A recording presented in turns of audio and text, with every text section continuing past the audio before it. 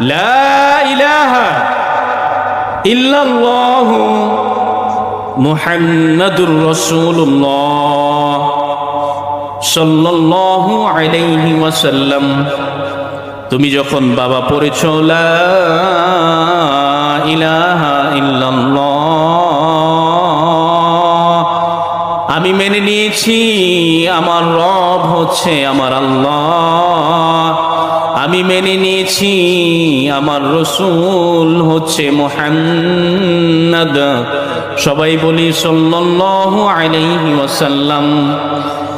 তুমি যখন মেনে নিয়েছো যে তুমি তোমার রবকে মানো, তুমি যখন মেনে নিয়েছো তুমি তোমার রসূল হিসেবে মুহাম্মদ সাল্লাল্লাহু আলাইহি ওয়াসাল্লামকে মানো, তখন তোমার জিন্দেগি, কালেমাওয়ালার জিন্দেগি খুব সহজ